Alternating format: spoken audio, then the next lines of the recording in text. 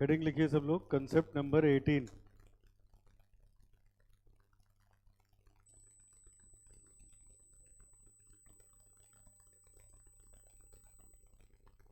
Concept number 18 लिखो बेटा इसमें।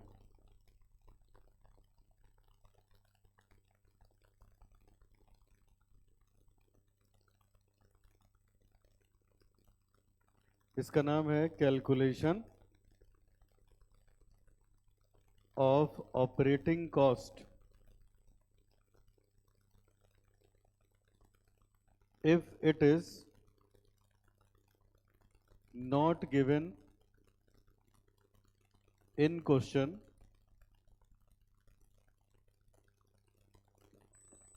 directly. Calculation of operating cost when it is not given in question directly.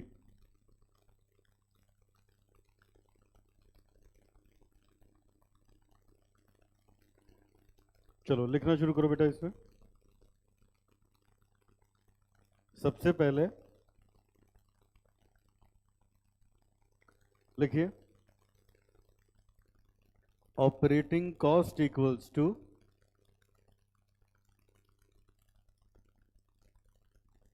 COGS plus operating expenses.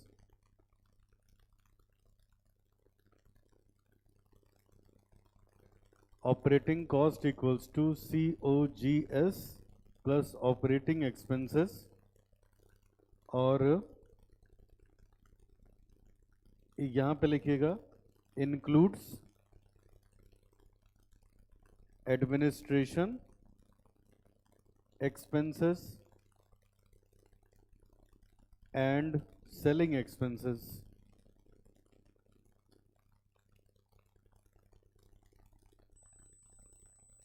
includes administration expenses and selling expenses.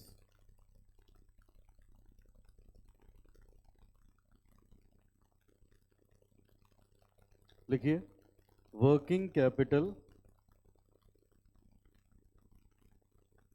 Requirement equals to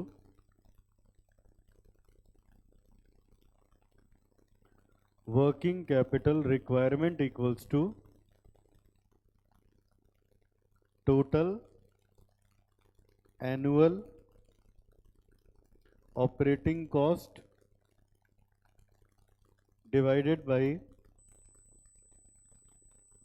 365 multiplied by operating cycle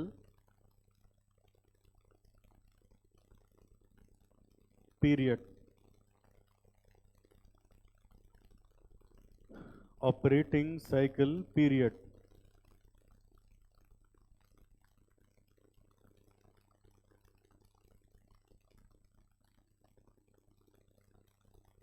ठीक है, अब इसको जरा समझते हैं। सब लोग देखो, जब हम लोगों ने कॉपी हो गया सबका, अब इधर देखिए, जब हम लोगों ने बेटा चैप्टर शुरू किया था, तो ये देखो यहाँ हम लोगों ने पढ़ा था वर्किंग कैपिटल निकालने के दो तरीके होते हैं। एक था ऑपरेटिंग साइकिल मेथड, इसमें हम लोगों ने पहले पढ़ा था ऑपरेटिंग साइकिल कैसे निकालें, और फिर आखिरी में पढ़ा था अगर ऑपरेटिंग साइकिल दे रखी है तो उससे हम लोग वर्किंग कैपिटल कैसे निकालें। अब याद करो ऑपरेटिंग साइकिल कैसे निकाला था, raw material holding period plus WIP holding period plus finish goods holding period plus debtor collection period minus creditor payment period. ठीक है, ये पढ़ा था हम लोगों ने। अब बेटा ये हम लोग पढ़ा था, तो ये देखो ये सब को ऐड करके यहाँ पे हम लोगों ने ऑपरेटिंग साइकिल निकाली थी। ये जब इन सब को ऐड करते हो तो ग्रॉस आती है, क्रेडिटर वाला माइनस करते हो तो नेट आ जाता है। और मैंने बताया था ऑपरेटिंग साइकिल का मतलब क्या होता है। ऑपरेटिंग साइकिल का मतलब होता है एक बार जब पैसा हमने बिजनेस में लगाया तो जितने दिन बाद बिजनेस हमें पैसे वापस कर देगा, उसी को क्या बोलते हैं, ऑपरेटिंग साइकिल। पहले हम पैसे लगाएंगे, मटेरियल खरीदेंगे, फिर मटेरियल से WIP बनाएंगे, फिर फिनिश गुड्स बनाएंगे, फिर उसको क्रेडिट पे बेचेंगे, फिर पैसा मिलेगा। तो जितना टाइम लगा इसी को बोलते हैं ऑपरेटिंग साइकिल पीरियड। जब ऑपरेटिंग साइकिल पीरियड निकल जाता था तो हम लोग इससे भी वर्किंग कैपिटल निकालते थे। ये देखो ये वाला मेथड था। हम ऐसे कहते थे, जैसे मान लो हमारी ऑपरेटिंग कॉस्ट आ गई, हमारी ऑपरेटिंग कॉस्ट आ गई बेटा, तो यहाँ से हम लोग वर्किंग कैपिटल निकाल लेते थे। कैसे? हम कहते थे, यहाँ से हम लोग निकाल लेते थे बेटा, कैसे कि अगर इतनी टोटल ऑपरेटिंग कॉस्ट साल भर की इतनी है तो ऑपरेटिंग साइकिल पीरियड की कितनी होगी। जैसे मान लो हमने पूरे 365 दिन काम किया और इसमें 365 लाख रुपीस खर्च हुए, तो हम कहते हैं 365 दिन का इतना, तो एक दिन का कितना। और मान लो हमारी ऑपरेटिंग साइकिल 65 डेज की है। कितने दिन की? 65 डेज का मतलब क्या हुआ? एक बार जब पैसा हम बिजनेस में लगाएंगे तो 65 डेज बाद क्या हो जाएगा? वापस आ जाएगा। तो उतने दिन में कितने पैसे की जरूरत पड़ेगी, इसी को हम लोग बोलते हैं वर्किंग कैपिटल। अब यही कंसेप्ट वापस आ रहा है। ये देखो, अब आज की क्लास में क्या लिखा हमने? लिखा calculation of operating cost if it is not given in question directly. अगर क्वेश्चन में ऑपरेटिंग कॉस्ट नहीं दी है तो कैसे निकाला जाए, ये हम लोग पढ़ने जा रहे हैं। अभी तक आपने एक क्वेश्चन किया है, इस पे क्वेश्चन नंबर 4। अभी तक आपने इस पे एक क्वेश्चन किया है, क्वेश्चन नंबर 4। उसमें ऑपरेटिंग कॉस्ट दे रखी थी, और आज जो हम क्वेश्चन करेंगे उसमें दी नहीं होगी, तो हम लोग कैसे इसको निकालेंगे, आज की क्लास का ये पॉइंट है बेटा। ये देखो सब बच्चे, क्वेश्चन नंबर 4A आप कर चुके हो। क्वेश्चन नंबर 4A आप कर चुके हो। देखिए क्या लिखा है। अब देखो इसमें raw material WIP, finish goods, debtor, creditor, ये सब दिया था। Annual cost of production, cost of goods sold, और ये देखो दिया था एनुअल ऑपरेटिंग कॉस्ट 9,50,000 की है। और हमसे कहा था ऑपरेटिंग साइकिल पीरियड निकालो, नंबर ऑफ ऑपरेटिंग साइकिल निकालो, वर्किंग कैपिटल निकालो। तो यहाँ ये चीज़ दी थी तो ये सब निकल गया। अब मैं ये पढ़ा रहा हूँ, अगर ये न दिया हो तब हम क्या करेंगे, समझ में? तो क्वेश्चन ऑलरेडी आप कर चुके हो इस पे 4। अब आज हम लोग दूसरा क्वेश्चन करके समझेंगे। क्वेश्चन 10 पे आ जाओ सब लोग। क्वेश्चन नंबर 10 पे आ जाइए। तो सीखते हैं, अगर ऑपरेटिंग कॉस्ट नहीं दी है तो कैसे हम लोग डील करेंगे।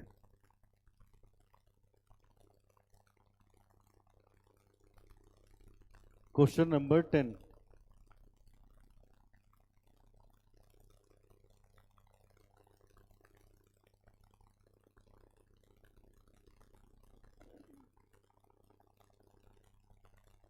चलो ये रहा, स्क्रीन पे देखिए।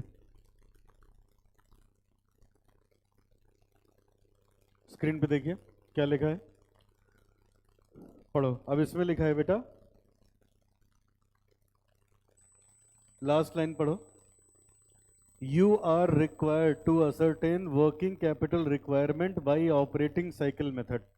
बताओ, वर्किंग कैपिटल रिक्वायरमेंट निकालना है किस मेथड से बेटा? ऑपरेटिंग साइकिल मेथड से। और वो भी लिखा है using total cost basis. Total cost basis, तो टोटल कॉस्ट में क्या होगा? डेप्रिसिएशन लोगे कि नहीं लोगे? प्रॉफिट, टोटल कॉस्ट है ना, तो इसमें हम लोग डेप्रिसिएशन भी लेंगे और प्रॉफिट भी लेंगे। अच्छा, तो ये इसने हमसे कहा है कि ऑपरेटिंग साइकिल मेथड से आप निकालो। अब याद करो, चलो ऑपरेटिंग साइकिल मेथड से वर्किंग कैपिटल कैसे निकलती थी। पहले हम निकालेंगे ऑपरेटिंग साइकिल। क्या निकालोगे? ऑपरेटिंग साइकिल कैसे निकलेगी? पहले निकालेंगे रॉ मटेरियल होल्डिंग पीरियड, फिर फिर उसके बाद क्रेडिटर पेमेंट पीरियड। वो तो माइनस तो तब करोगे जब पहले कैलकुलेट करोगे ना, सबका फॉर्मूला पढ़ाया था आपको। तो आप बेटा क्वेश्चन पढ़ के पहले वो एक एक निकालेंगे, फिर इसके बाद ऑपरेटिंग साइकिल आएगी, फिर जाके वर्किंग कैपिटल आएगी। तो चलिए शुरू करते हैं। लिखिए सब लोग क्वेश्चन नंबर 10।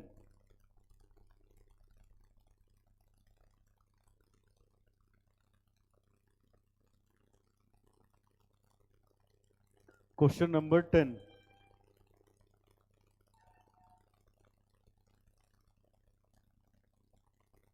लिखो, calculation of working capital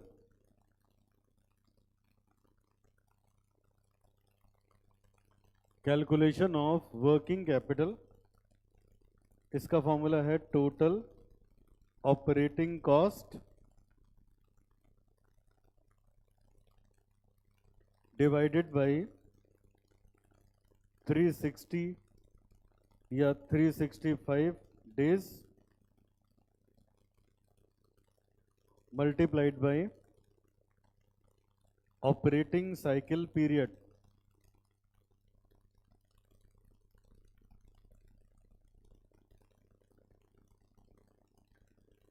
divided by operating cycle period.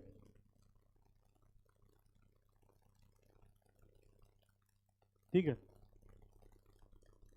तो अब ये देखो बेटा कैसे इससे निकलेगा। तो अब एक एक चीज इसके नीचे थोड़ा सा स्पेस छोड़ देना कैलकुलेशन करने के लिए, और नीचे वर्किंग नोट बना के अब एक एक चीज ढूंढते हैं हम लोग। तो नीचे बनाओ वर्किंग नोट,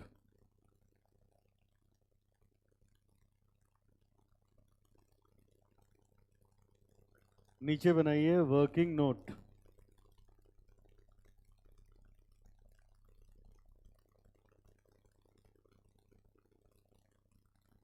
वर्किंग नोट,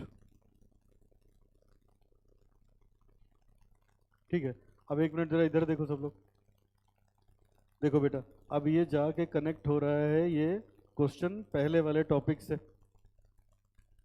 पहले वाले टॉपिक से कनेक्ट हो रहा है। तो ये देखो बेटा सब बच्चे, मैंने आपको लिखवाया था वर्किंग कैपिटल में अगर हमें ऑपरेटिंग साइकिल निकालना हो तो ऑपरेटिंग साइकिल क्या होती है, रिवाइज करो फटाफट। Raw material storage period, WIP holding period, finish goods debtor minus creditor, और ये सब ऐसे निकलता था। रॉ मटेरियल होल्डिंग पीरियड का फॉर्मूला था, WIP का था, फिनिश गुड्स का था, डेटर का था और क्रेडिटर का था। तो अब हम क्या करेंगे, हम ये फॉर्मूला यूज कर करके एक एक चीज निकालेंगे, फिर उसको यहाँ लिखेंगे, तब आएगी ऑपरेटिंग साइकिल। फिर उस ऑपरेटिंग साइकिल से सॉल्व होगा क्वेश्चन। समझ आए, मतलब इस फॉर्मूले का एप्लीकेशन आने जा रहा है। अब 2 मिनट ध्यान से देखो, देखो बेटा यहाँ हमें चाहिए रॉ मटेरियल कंज्यूम्ड की कॉस्ट। जरा देखो सब लोग, पहला फॉर्मूला लगाने के लिए डिनोमिनेटर में क्या लिखा है, एवरेज। यहाँ लिखा है रॉ मटेरियल कंज्यूम्ड चाहिए, यहाँ कॉस्ट ऑफ प्रोडक्शन चाहिए, यहाँ COGS चाहिए, यहाँ सेल चाहिए। क्या क्या चाहिए, रॉ मटेरियल कंज्यूम्ड, फिर ये सब चाहिए। तो बेटा अच्छा, और ये सब क्वेश्चन में दे नहीं रखा है ढंग से, तो हम लोग ऐसे ना करें, कॉस्ट शीट बना लें। क्या बना लें, ये देखो अगर हम ये कॉस्ट शीट बना लेते हैं, आपने इसको पढ़ा है अपनी कॉपी में कंसेप्ट नंबर 10 में। तो ये देखो हमें रॉ मटेरियल कंज्यूम्ड बेटा यहाँ से मिल जाएगा, हमें रॉ मटेरियल कंज्यूम्ड यहाँ से मिल जाएगा, हमें कॉस्ट ऑफ प्रोडक्शन मिल जाएगा, COGS मिल जाएगा, मिल जाएगा, कॉस्ट ऑफ सेल्स मिल जाएगा। हर चीज यहां से हम लोग कैलकुलेट कर लेंगे, ठीक है। तो अब मैं ऐसे करने जा रहा हूं क्योंकि मुझे इन सब की जरूरत पड़ेगी, तो इसलिए हम लोग बनाएंगे कॉस्ट शीट पहले वर्किंग नोट में। आ जाओ जरा, लिखिए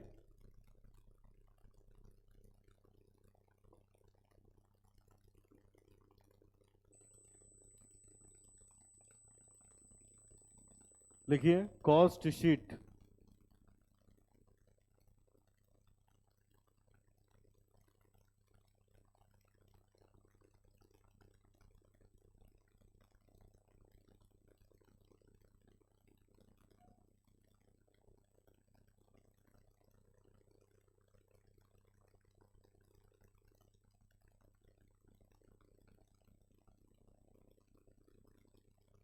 कॉस्ट शीट, और मैंने बेटा आपको पढ़ाया था कॉस्ट शीट इस चैप्टर में कैसे बनती है। बोलो सबसे पहले क्या लिखोगे, सबसे पहले क्या लिखोगे, रॉ मटेरियल कंज्यूम्ड। क्या लिखोगे, रॉ मटेरियल कंज्यूम्ड पहले लिखोगे। तो वो ऐसे निकलता है opening plus purchases minus closing. ठीक है, ये देखो पहले हम लोग लिखेंगे opening stock of raw material, फिर परचेज, फिर माइनस क्लोजिंग, तो क्या आएगा मटेरियल कंज्यूम्ड। फिर ऐड करोगे वेजेस और डायरेक्ट एक्सपेंसेस, तो क्या आ जाएगा प्राइम कॉस्ट। फैक्ट्री ओवरहेड जोड़ के ओपनिंग क्लोजिंग WIP एडजस्ट करेंगे तो आ जाएगा नेट फैक्ट्री कॉस्ट या वर्क्स कॉस्ट या इसी को बोलते हैं प्रोडक्शन कॉस्ट। फिर ये COGS एंड सो ऑन। तो जो आपने ये पढ़ा था कंसेप्ट नंबर 10 में, वही चीज मैं यहाँ पे इम्प्लीमेंट करने जा रहा हूँ।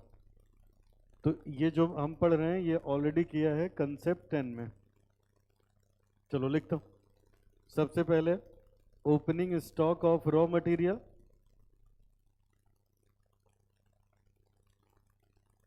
Opening stock of raw material, इसमें ऐड करेंगे परचेजेस लेस करेंगे बेटा क्लोजिंग स्टॉक,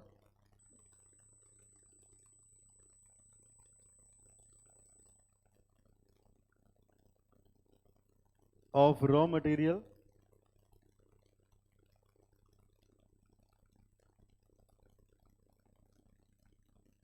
तो आ जाएगा रॉ मटेरियल कंज्यूम्ड। इसमें ऐड करोगे डायरेक्ट वेजेस, ऐड करेंगे direct expenses,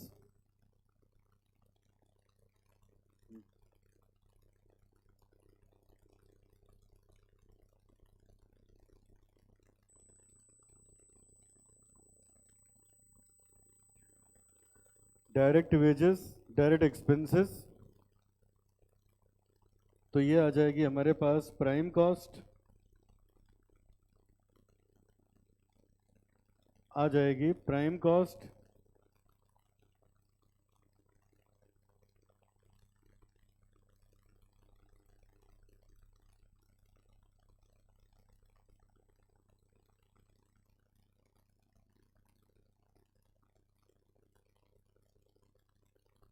prime cost.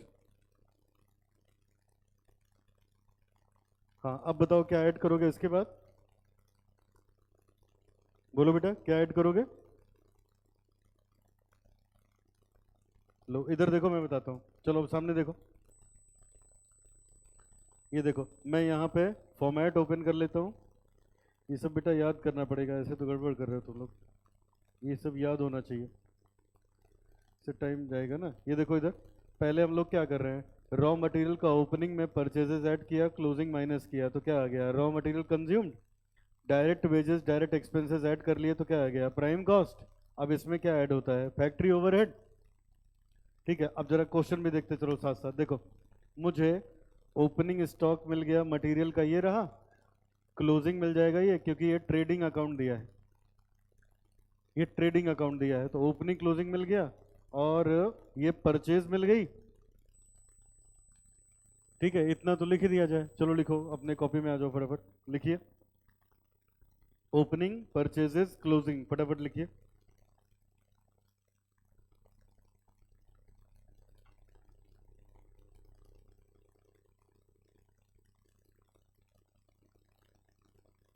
Opening दे रखा है बेटा कितना है 1,80,000। परचेज कितना है 11 लाख। क्लोजिंग बेटा तो 10,80,000। ये आ गया अपना प्राइम कॉस्ट। अब इसमें डायरेक्ट वेजेस ले लो। ये देखो वेजेस है 3 लाख का, डायरेक्ट एक्सपेंसेस है 2 लाख का। 3 लाख का ये हो गया, 2 लाख का ये हो गया, ये आ गया 15,80, 15,80,000, 15,80,000। अब बताओ इसमें और क्या ऐड होता है, क्या ऐड होगा फैक्ट्री ओवरहेड। इधर देखो फैक्ट्री ओवरहेड है ही नहीं। ये देखो बेटा भाई ट्रेडिंग अपना यही खत्म हो गया, उसके बाद देखो ऑफिस वाला है सेलिंग वाला है, क्या नहीं है, नहीं है। अब एक मिनट यही देखो, ऐसे वो फंसाता है कि गलत कर लो, तो थोड़ा सा ध्यान दोगे तो बैलेंस रहेगा।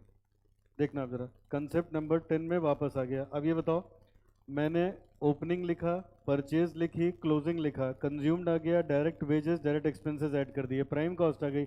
अब फैक्ट्री ओवरहेड सवाल में नहीं दिया है, तो अब डायरेक्ट मैं ओपनिंग और क्लोजिंग WIP लिखूंगा ना। और उसके बाद बेटा फिर ट्रीटमेंट होगा फिनिश गुड्स का ओपनिंग क्लोजिंग, फिर आएगी COGS, फिर एडमिनिस्ट्रेशन और सेलिंग, ऐसे आगे बढ़ते चले जाएंगे। तो अब मैं डायरेक्ट इसमें ऐड करने जा रहा हूँ ओपनिंग, अब लेस करेंगे क्लोजिंग, वो भी WIP का। लिखिए, ऐड करो opening stock of WIP, opening stock of WIP, ये देखो दे रखा है 60,000 का, ओपनिंग 60,000 का है, क्लोजिंग है 1 लाख का। 60,000 का ओपनिंग, 1 लाख का क्लोजिंग।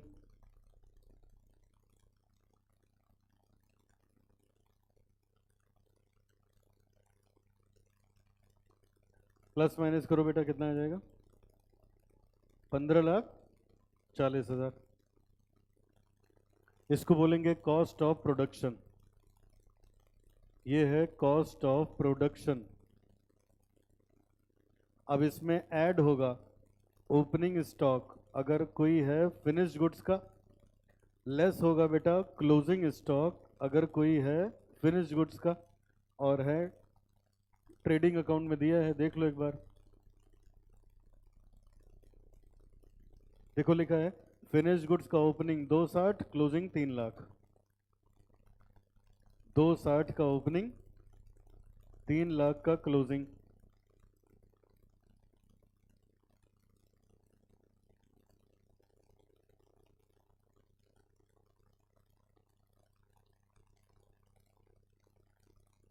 पंद्रह लाख।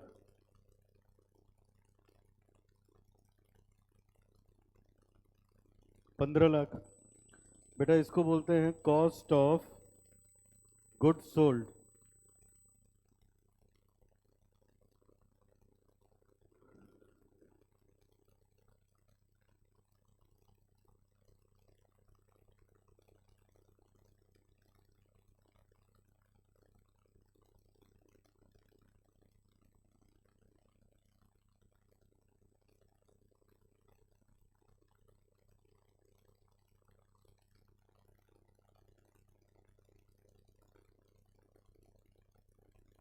ठीक है, ये हो गया। अब बताओ अब क्या आएगा बेटा इसके बाद?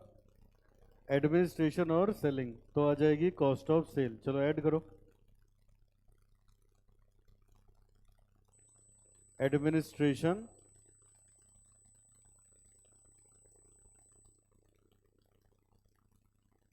ऐड करो सेलिंग एंड डिस्ट्रीब्यूशन, खाली सेलिंग है। 175 का है एडमिनिस्ट्रेशन और 75 का है सेलिंग।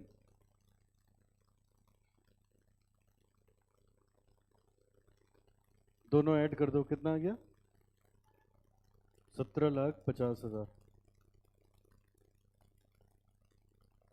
इसको बोलेंगे बेटा कॉस्ट ऑफ सेल्स, इसको बोलेंगे कॉस्ट ऑफ सेल्स। और इसी में ऐड कर दोगे जब प्रॉफिट, तो आ जाएगी सेल्स। और 1 मिनट सब बच्चे स्क्रीन पे अगर देखो तो देखो नेट प्रॉफिट 2.5 लाख का है ना PL में, यही वाला प्रॉफिट ऐड कर दो 20 लाख। तो ये बन गई कॉस्ट शीट। अब इससे फायदा ये है कि एक एक इंफॉर्मेशन फटाफट हमें मिलती जाएगी।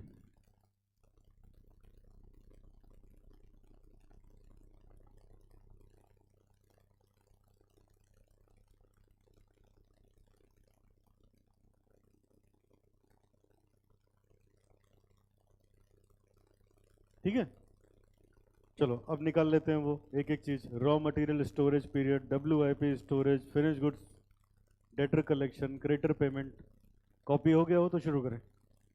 हो गया? चलो अब बिना देखे बताओ कैसे बनेगी कॉस्ट शीट, बोलो सब लोग। सबसे पहले of raw material plus minus क्या आएगा? Raw material. अब क्या ऐड होगा? फिर क्या आएगा? फिर क्या ऐड होगा? Factory overhead. फैक्ट्री ओवरहेड का अगला नाम मैन्युफैक्चरिंग ओवरहेड, अगला नाम प्रोडक्शन ओवरहेड, अगला नाम वर्क्स ओवरहेड। 1 दर्जन नाम है इसके। तो जब लिखा जाएगा फैक्ट्री ओवरहेड तो बोलोगे फैक्ट्री कॉस्ट, जब मैन्युफैक्चरिंग ओवरहेड तो मैन्युफैक्चरिंग कॉस्ट, वर्क्स ओवरहेड तो वर्क्स कॉस्ट। समझे? चलो ये निपटा। अब आ गए क्या ऐड होगा, ओपनिंग WIP, फिर क्या लेस होगा, क्लोजिंग WIP, फिर क्या आ जाएगा, कॉस्ट ऑफ प्रोडक्शन। अब क्या आएगा, opening stock of finish goods, क्या लेस होगा, क्या आ गए बेट, क्या आ जाएगा, कॉस्ट ऑफ गुड्स सोल्ड। फिर क्या ऐड होगा, एडमिनिस्ट्रेशन एक्सपेंस और सेलिंग एंड एडमिनिस्ट्रेशन, क्या आ गया, फिर प्रॉफिट ऐड करोगे, आ गया सेल प्राइस। इस तरीके से बनेगी कॉस्ट शीट। ठीक है, गड़बड़ नहीं करना है इसमें, एकदम जैसे बताया वैसे। अब देखो सब निकल गया तो एकदम आसानी होगी। चलो अब आ जाओ, ये तो वर्किंग नोट नंबर 1 था, अब वर्किंग नोट नंबर 2 में आ जाएंगे। पहले वर्किंग नोट में कॉस्ट शीट बना ली, दूसरे working note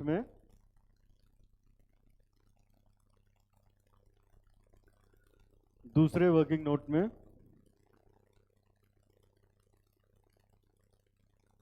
calculation of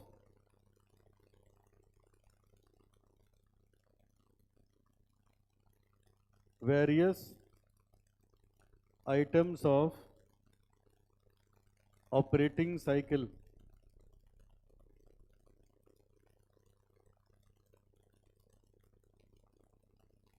calculation of various items of operating cycle. सबसे पहले raw material storage period, raw material storage period. अगर याद हो तो फॉर्मूला लिखवाया था average average stock of raw material, average stock of raw material, आगे बताओ, divided by raw material consumed per annum.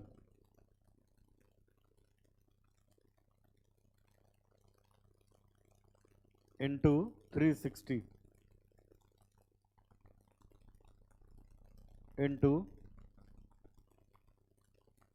360 या 365 जिससे आ जाए।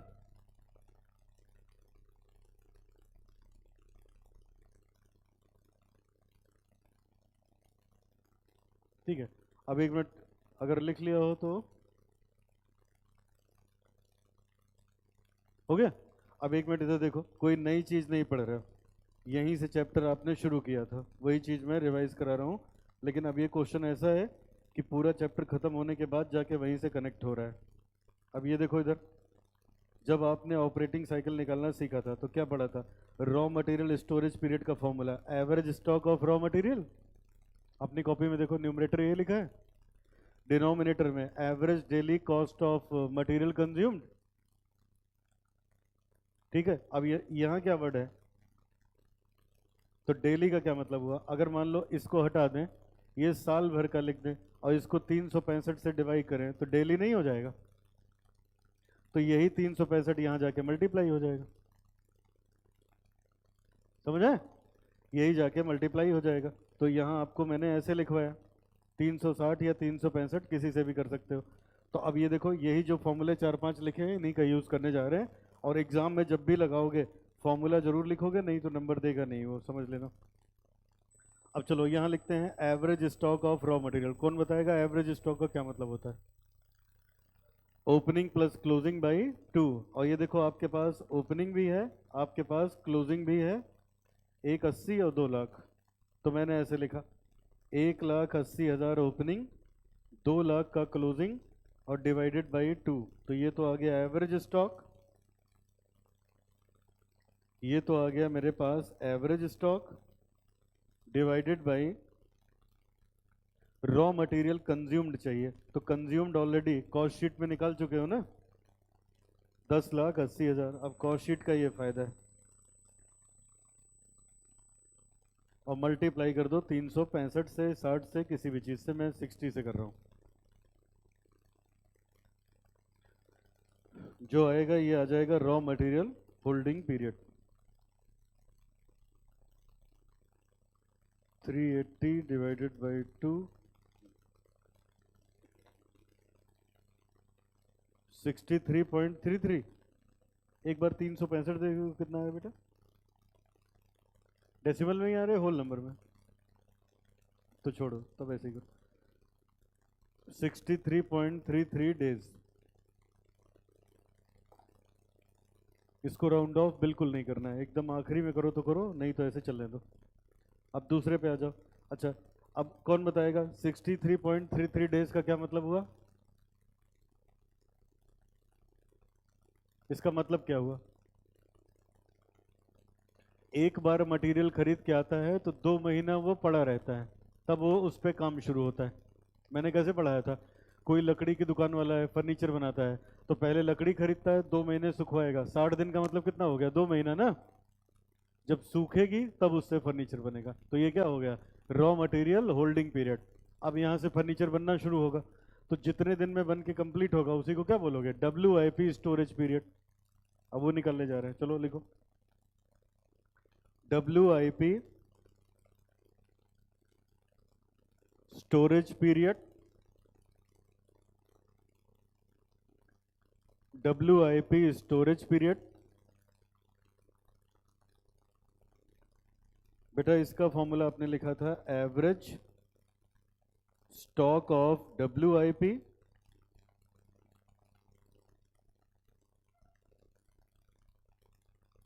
डिवाइडेड बाय, क्या लिखा था डिनोमिनेटर में, कॉस्ट ऑफ प्रोडक्शन पर एनम मल्टीप्लाइड बाय 360। तो WIP तो ट्रेडिंग अकाउंट से मिल जाएगा, WIP ट्रेडिंग अकाउंट से ओपनिंग 60,000 का है, क्लोजिंग 1 लाख का है। ओपनिंग हो गया 60,000 का, क्लोजिंग हो गया बेटा 1 लाख का, divided by cost of production मिल जाएगा कॉस्ट शीट से 15,40,000,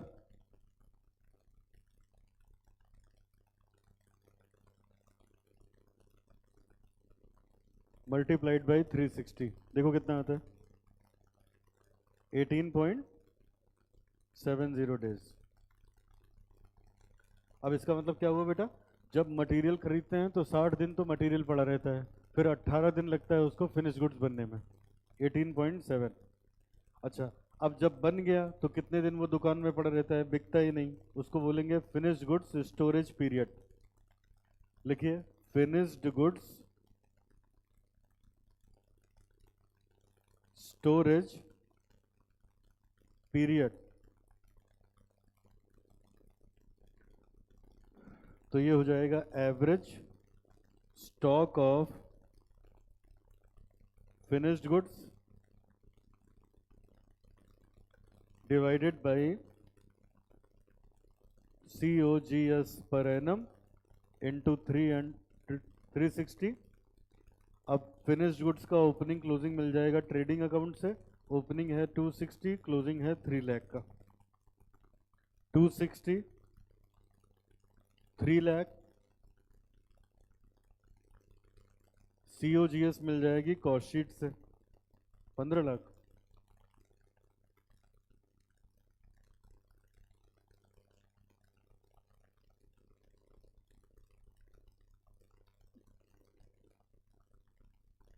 डिवाइडेड बाई 2 नहीं लिखा था बेटा, तुम लोगों ने लिखा है कि नहीं, डिनोमिनेटर में कितना लिखा तुम लोगों ने, 15 लाख।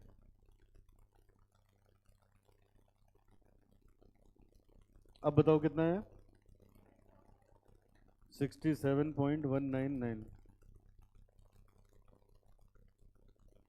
2 कर सकते हो इसको। चलो आगे बढ़ो, नंबर 4 पे आ जाइए, डेटर कलेक्शन पीरियड। अब बेटा ये 67 का क्या मतलब हुआ, जब गुड्स बन गया उसके बाद लगभग 2 महीना दुकान में पड़ा रहता है, बिकता ही नहीं, इसका ये मतलब हुआ ना। अब बिकेगा तो किस पे बिकेगा, क्रेडिट पे, तो कितने दिन बाद डेटर पैसा देगा वो निकालने जा रहे हैं, डेटर कलेक्शन पीरियड। लिखो, debtor debtor collection period. Formula लिखिए, average debtor divided by credit sale per annum multiplied by 360 average debtor multiplied by credit sale. चलो एवरेज डेटर देखते हैं जरा। एवरेज डेटर बेटा ये देखो स्क्रीन पे सब बच्चे, ट्रेडिंग अकाउंट के नीचे लिखा है opening and closing balances of debtor were 150 and 2 lakh respectively. तो जब उसने दे दिया तो 1,50,000 plus 2 lakh divided by 2 divided by 2 और क्रेडिट सेल मुझे मिल जाएगी ट्रेडिंग अकाउंट से। ट्रेडिंग अकाउंट में आ जाओ जरा। 20 लाख की क्रेडिट सेल है, चेक करो कितना है 31.50। इसका मतलब क्या हुआ, जब एक बार माल बिक गया तो एक महीने बाद डेटर उसका पैसा देता है। 31.5 का मतलब एक महीने से ऊपर हो जाएगा। चलो कुछ बचा कि हो गया। क्रेडिटर्स पेमेंट पीरियड निकालो फटाफट। Creditors payment period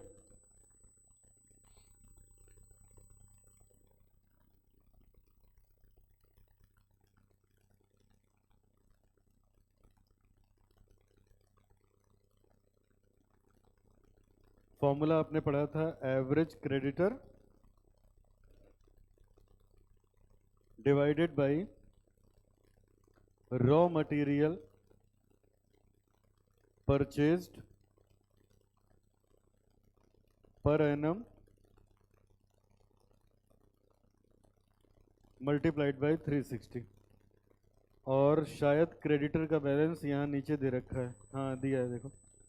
opening closing debtor 2 lakh और 240, 2 लाख 240 डिवाइडेड बाई 2, ये हो गया एवरेज क्रेडिटर अपॉन, अब मुझे चाहिए क्रेडिट परचेज, वो मिल जाएगी ट्रेडिंग अकाउंट से। दिया है बेटा 11 लाख इंटू 360, देखो कितना आ रहा है 72 डेज। इसका मतलब क्रेडिटर को हम लोग कितने दिन बाद पैसा देते हैं 72 डेज बाद। एक बार सामान खरीदा फिर 72 डेज बाद पैसा देंगे। अब आ जाओ,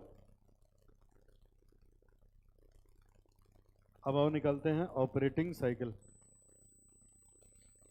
ये होगा working note number 3, operating cycle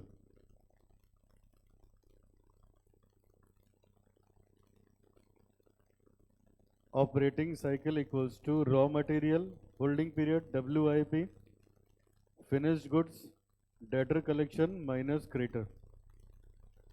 अब ये आया रॉ मटेरियल वाला 63.33, WIP वाला 18.3, फिनिश गुड्स वाला आया था 67.19 या 2 भी कर सकते हो।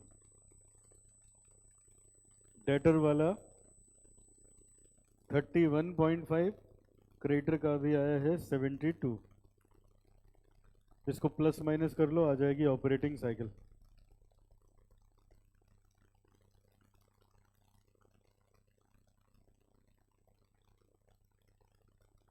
प्लस माइनस, हाँ बेटा 108.1133।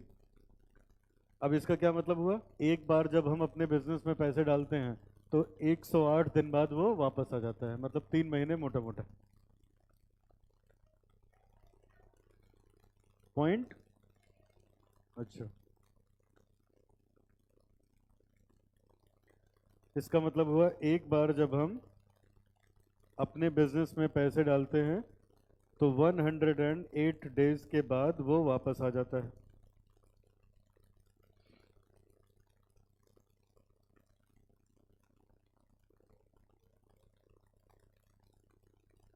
हुँ?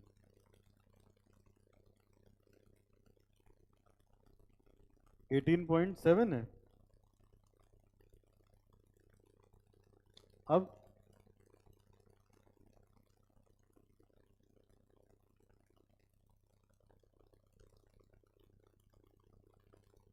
38। ठीक है, तो ये आ गया। अब सुनो, यहां से हमने निकाला ऑपरेटिंग साइकिल। अब जरा क्वेश्चन आगे बढ़ाते हैं, सब बच्चे देखो स्क्रीन पे। ऑपरेटिंग साइकिल के बाद अब ये देखो ऐसे निकालेंगे। ये कॉपी हो गया कि नहीं सबका? हो गया। अब इधर देखो जरा। अब क्वेश्चन तो ये था ना, वर्किंग कैपिटल निकालना। स्क्रीन पे देखो, क्वेश्चन क्या था? वर्किंग कैपिटल निकालना। तो अब वर्किंग कैपिटल कैसे निकालेंगे, अब वो चीज देखिए। तो वर्किंग कैपिटल बेटा ऐसे निकालेंगे, देखो। अब ऐसे लिखेंगे, ध्यान से मेरी बात सुनना। देखो ऐसे, ये 360 से पूरा क्वेश्चन लगाया, तो मान लो यहाँ 360 रहने दिया। ये तो 360 डेज है। ऑपरेटिंग साइकिल पीरियड अभी कितना आया था? 108.73 डेज, ये लिख दिया। अब यहाँ लिखा जाएगा ऑपरेटिंग कॉस्ट। क्या लिखा जाएगा? और तुम लोग को कई बार बताया है, ऑपरेटिंग कॉस्ट का मतलब होता है COGS plus administration plus selling. समझे? COGS प्लस ये सब ऐड करके। COGS कॉस्ट शीट में दिख जाएगा, ये रहा 15 लाख का। वो एडमिनिस्ट्रेशन वाला बताओ बेटा। 1,75,000। सेलिंग वाला अब पूरा सॉल्व कर लेंगे, जो आ गया that is your working capital.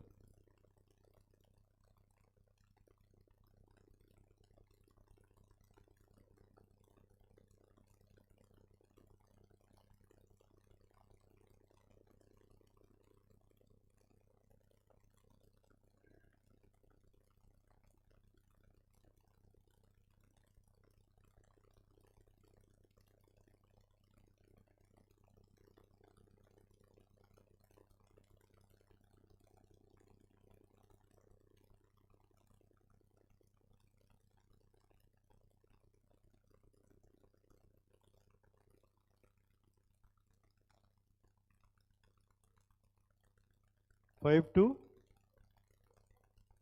85.6। This is your working capital.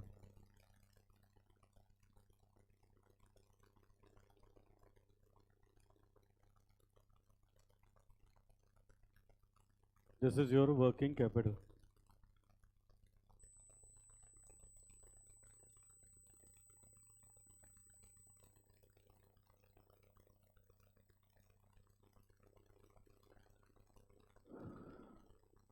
ठीक है बेटा। अब ये देखो इधर, इसमें क्या हुआ? सब बच्चे इधर देखो, ये क्या चीज है? रटना नहीं है ऐसे, देखो। अगर 360 दिन का खर्चा इतना, तो 108 दिन का जितना होता होगा वही तो वर्किंग कैपिटल है। साल भर में अगर हम इतना पैसा खर्च करते हैं, साल भर में इतना, तो 108 दिन का कितना, जितना 108 दिन का बनता है वही हम लोगों की ऑपरेटिंग साइकिल है। तो ये हमारा पॉइंट था। तो एक हमने क्वेश्चन नंबर 4 किया था जिसमें ये दे रखा था, और एक अभी किया जिसमें ये नहीं दिया था। चलो ये पॉइंट हो गया। आगे बढ़े, हो गया सबका? चलो अगले कंसेप्ट पे आ जाओ बेटा, 19 concept.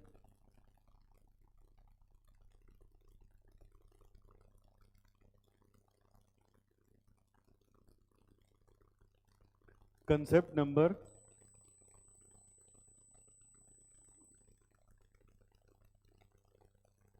19।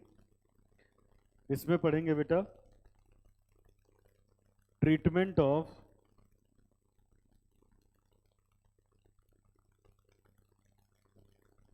Provision for tax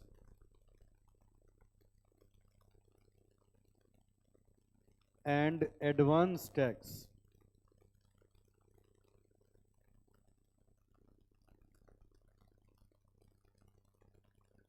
treatment of provision for tax and advance tax.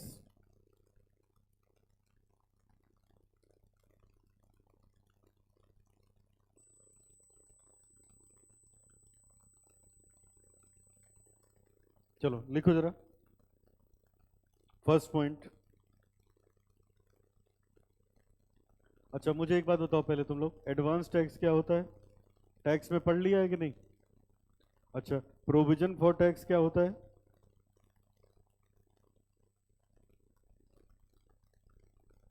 Provision for tax क्या होता है?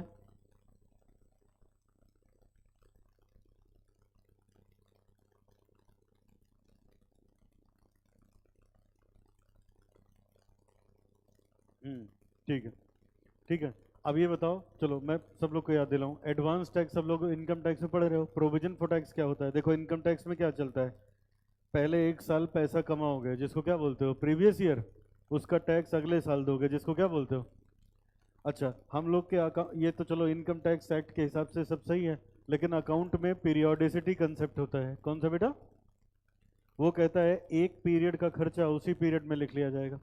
तो जब हम यहाँ का पीएल बनाएंगे तो सब खर्चे लिखे जाएंगे तो टैक्स भी लिखा जाएगा ना, समझ आए? लेकिन टैक्स तो पता चलेगा अगले साल। तो अब अकाउंट ऐसे कहता है कि अकाउंट तो चलेगा पीरियोडिसिटी कंसेप्ट के हिसाब से, इनकम टैक्स के हिसाब से नहीं चलेगा। कहता है साल भर बिजनेस करो, अपना पीएल बनाते टाइम किसी सीएसीएस से टेंटेटिव निकलवा लो कि कितना हमारे पास टैक्स पड़ेगा, तो जितना टैक्स पड़ेगा उतने की प्रोविजन बना लो। क्या बना ले? उतने की। तो प्रोविजन इज आवर टैक्स, समझ आए? तो इसको बोलते हैं प्रोविजन। अब और एक बात सुनो, जैसे मान लो अगर पीएल में प्रोविजन नहीं लिखा तो जो नेट प्रॉफिट होगा वो होगा बिफोर टैक्स। कौन सा होगा? और अगर प्रोविजन डेबिट कर दिया तब ये हो जाएगा आफ्टर टैक्स। अब बताओ पहले, प्रोविजन फॉर टैक्स समझ में आया क्या चीज है? ये कोई प्रोविजन नहीं है। वैसे प्रोविजन हम किसका बनाते हैं? भविष्य में होने वाले खर्चों की तैयारी जब हम पहले से करते हैं तो उसकी प्रोविजन बनाते हैं, ठीक है? तो ये भी एक तरीके से हो ही गया वैसे कि टैक्स जाएगा अगले साल और उसकी तैयारी करनी है इसी साल, तो हो गया प्रोविजन फॉर टैक्स। ये समझ में आ गया। एडवांस टैक्स सबको पता है, एक साथ टैक्स देने पे बहुत सारे पैसे देने पड़ते हैं, तो पता नहीं उतना हो कि ना हो, तो क्या करो, थोड़ा थोड़ा अपना हल्का करते रहो, उसकी डेट्स हैं, ड्यू डेट पे जमा कराते रहो, जमा भी हो जाएगा। यही तो है ना एडवांस टैक्स। दोनों समझ में आ गया? बोलो, आप दिमाग लगा के सोच के बताना, गलत नहीं। बताओ क्या ऐसा हो सकता है कि एक साथ प्रोविजन फॉर टैक्स और एडवांस टैक्स दोनों हो? अपना कॉमन सेंस लगा के कोई बहुत, क्या ऐसा हो सकता है भाई? ये बताओ, प्रोविजन फॉर टैक्स अगर होगा तो बैलेंस शीट में किधर जाएगा, एसेट साइड की liability side? Liability side. Advance tax होगा तो किधर जाएगा, एसेट साइड। अब बताओ, क्या एक बैलेंस शीट में दोनों एक साथ मिल पाएंगे?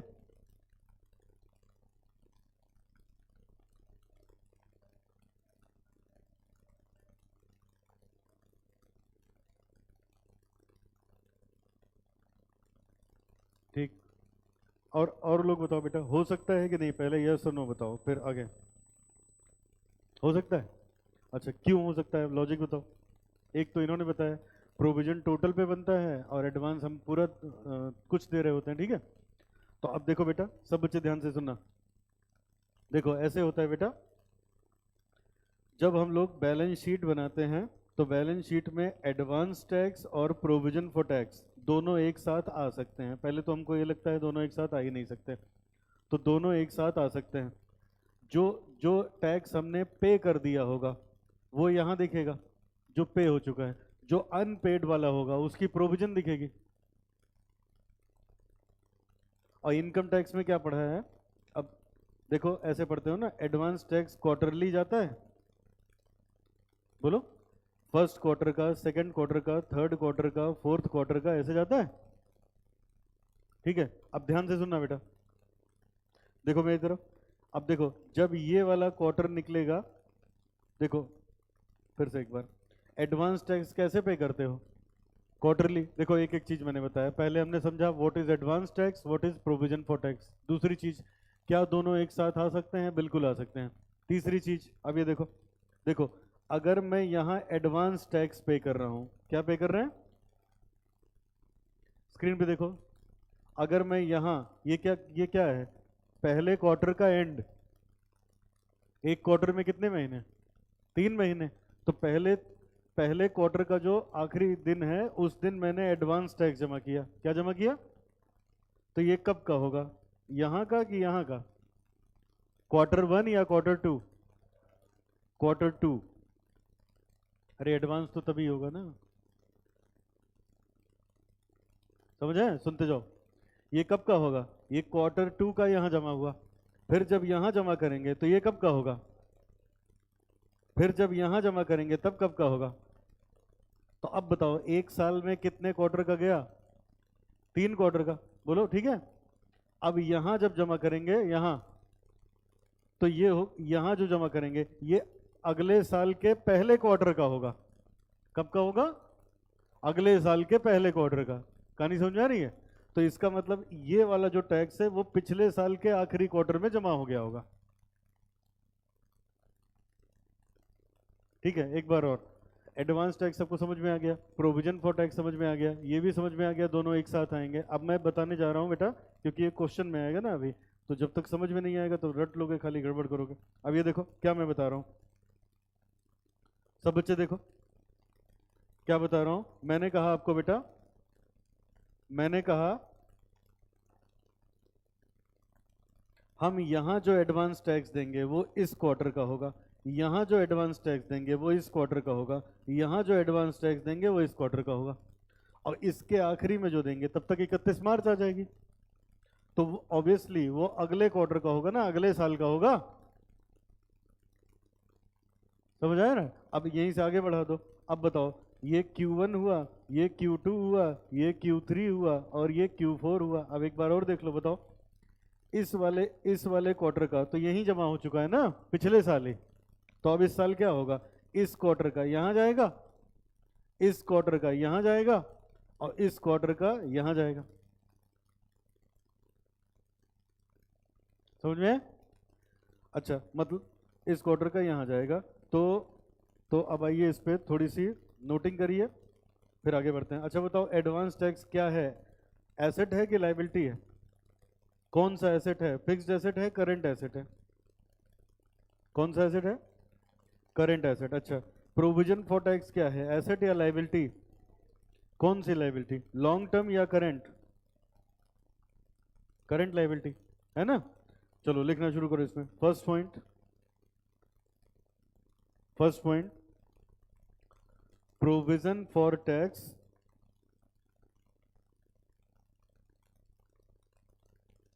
and advance tax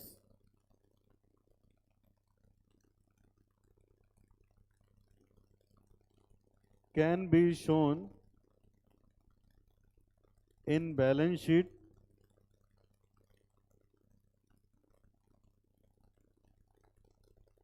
of a year. One is in the asset side, bracket में लिख देना advance tax, one is in the liability side.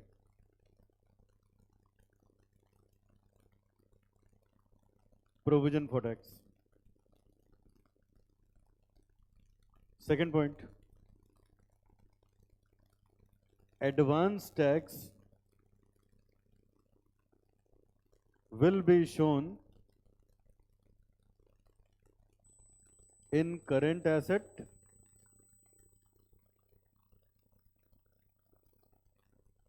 while provision for tax will be shown in liability side।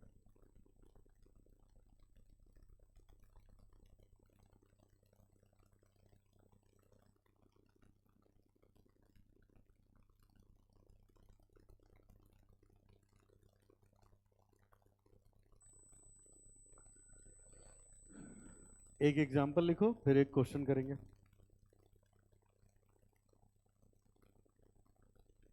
लिखिए example,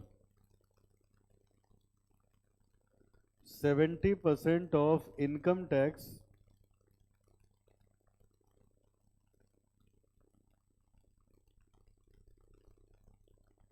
if लगा देना, if 70% of the income tax is paid, it means 30% of income tax is still pending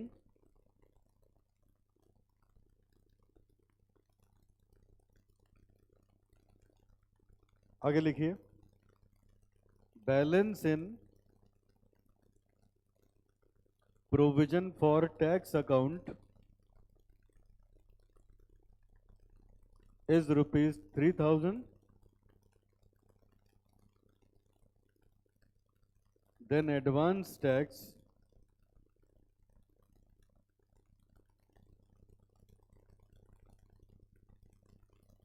will be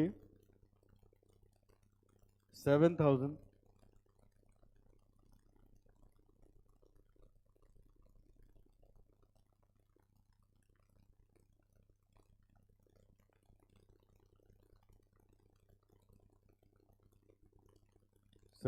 और आगे लिखेंगे बेटा quarterly payment होगी 7000 divided by 4, that is 1750.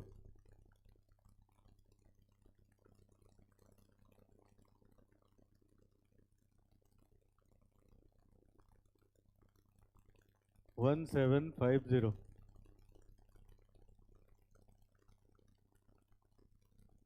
अब इधर देखो सामने कह रहा है जैसे मान लो किसी ने 70% टैक्स जमा करा दिया है, 30% रह गया जो कि 3000 है, तो हम लोग कहेंगे ना अगर 3000 है 30% तो टोटल हो गया 10,000. तो जो जमा कर दिया है 70% वो कितना होगा, ये जमा कर दिया है और ये एडवांस टैक्स है. एडवांस टैक्स कैसे आता है, क्वार्टरली. अगर इसको 4 बार में जमा किया है तो हर एक क्वार्टर में कितना पैसा जमा किया होगा, 1750. समझ आया बेटा, 1750. लेकिन अब और समझना, और देखो इधर ये डायग्राम फिर आराम से, ये देखो ऐसे, अब ऐसे हुआ होगा. अब इनके पास 4 क्वार्टर होते हैं, इन किसी भी ईयर में 4 क्वार्टर होते हैं. तो अगर मैं कह दूं ये है 1, ये वाला है 2, ये वाला है 3 और ये वाला है 4, तो ऐसे देखो यहाँ पे बेटा, यहाँ पे जो 1750 पे किया होगा ये किसके लिए होगा, Q2 के लिए. यहाँ जो 1750 पे किया होगा ये किसके लिए होगा, Q3 के लिए. यहाँ जो 1750 पे करेंगे वो किसके लिए होगा, Q4 के लिए. और ये बताओ यहाँ जो 1750 पे करेंगे वो किसके लिए होगा, वो नेक्स्ट ईयर के Q1 के लिए होगा. तो अब ये बताओ यहाँ इसी डेट पे तो बैलेंस शीट बनेगी, बोलो Q4 वाली डेट पे ही तो बैलेंस शीट बनेगी. अब बताओ बैलेंस शीट में एडवांस कितना दिखेगा, 1750 का ही तो दिखाओगे ना एडवांस टैक्स. जो प्रीपेड होगा वही तो एडवांस होगा. समझ आए, ये कंसेप्ट है एडवांस टैक्स का. बात समझ में आ गई. चलो एक क्वेश्चन करते हैं, 13A क्वेश्चन पे आ जाओ फटाफट. Question number 13A.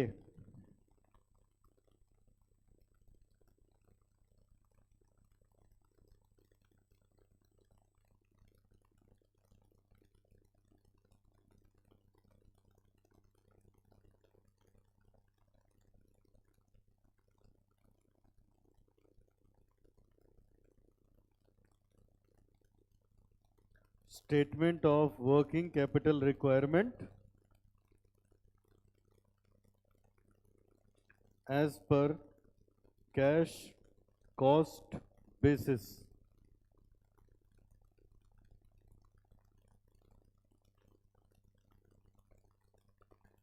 हम लोग वर्किंग कैपिटल कैलकुलेट करने जा रहे हैं, वो भी कैश कॉस्ट बेसिस पे, क्योंकि क्वेश्चन में लिखा हुआ है.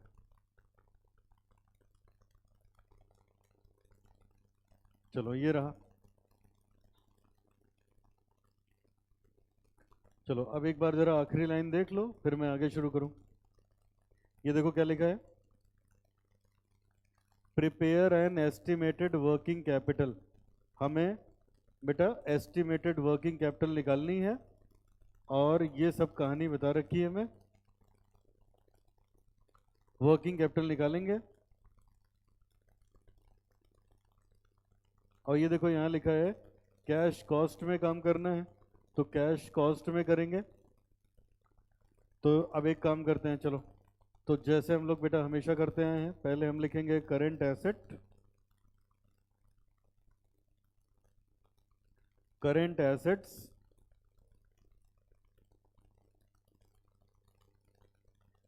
छः सात लाइन छोड़ के,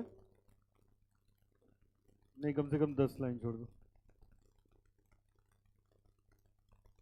फिर लिखोगे करंट लायबिलिटी। चलो क्वेश्चन पढ़ते हैं, वहीं से देखेंगे, पता नहीं क्या क्या होगा, क्वेश्चन पढ़ के पता चलेगा। छोड़ दो, ऐसे लिख के छोड़ दो। अब आ जाओ जरा क्वेश्चन पे आइए, सब बच्चे क्वेश्चन पे आ जाओ। अब जो मिलेगा वो लिखते जाएंगे, ठीक है। शुरू करने जा रहा हूँ, स्क्रीन पे देखो क्या लिखा है, पढ़ो। P Q a company newly commencing business. बेटा ये क्या लिखा है? Opening stock 0। जहां जहां एवरेज स्टॉक लिखना होगा वहां वहां क्या लिखोगे? Closing stock. नई नई कंपनी ओपनिंग होगा ही नहीं, ठीक है। अच्छा आगे बढ़ो, तो यहां लिखा है P Q limited a company newly commencing business in 2005 has under mention projected profit and loss account. ये प्रॉफिट एंड लॉस अकाउंट दिया है, प्रॉफिट एंड लॉस अकाउंट, और इसमें एक लाइन लिखी है COGS, और COGS इन्होंने ऐसे निकाला है, ये बता रखा है। तो ये देखो सेल है COGS, gross profit, administration, selling, provision for tax, profit before tax, provision for tax, after tax.